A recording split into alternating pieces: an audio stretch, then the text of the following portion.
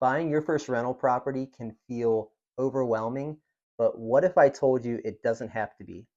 In this video, I'm going to break down 5 simple steps to help you go from stuck to confident without having experience and not a ton of money. I'm a real estate investor based in Cincinnati, Ohio, and I've helped people just like you take the leap into owning their first rental property.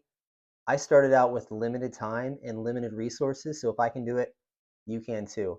In fact, it took me almost 10 years from the time I decided to buy my first rental property to actually making it to the closing table and buy that first property. And a lot of the gap between the decision and the action was around fear and understanding. So I want to make sure that I provide value to you to help you get over that fear hump and take the next step towards real estate investing. So let's jump into the 5 steps.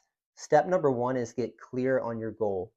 Before you even start looking at properties, get super clear on your goal. Are you doing this for monthly cash flow?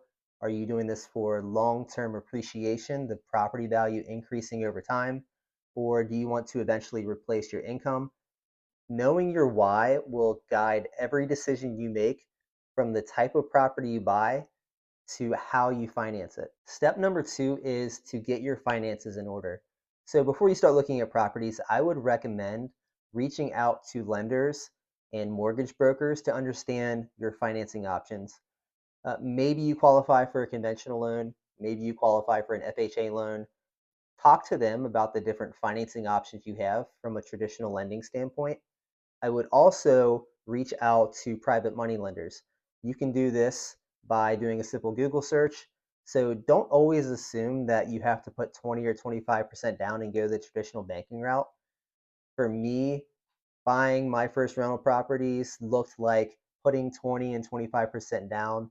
And I will tell you that if you want to grow fast and you want to scale, going the traditional financing route where you are saving 20 to 25% down for each property, it can take a really long time.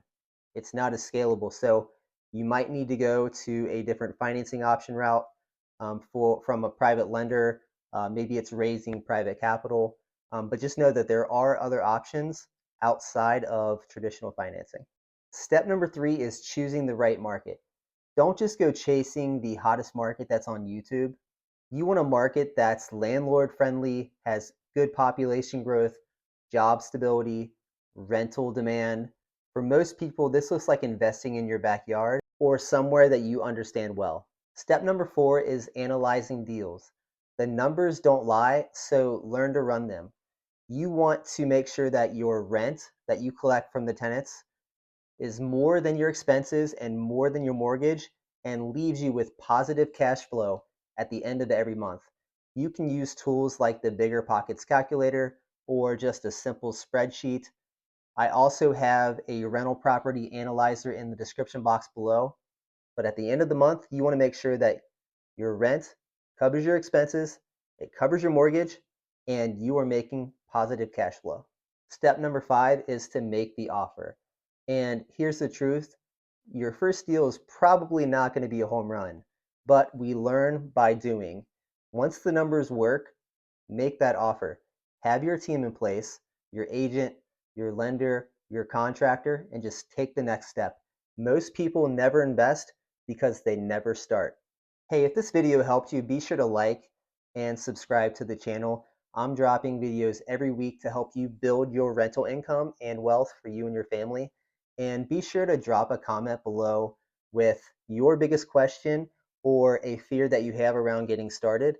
And be sure to grab my free rental property analyzer in the link below. We'll see you on the next video.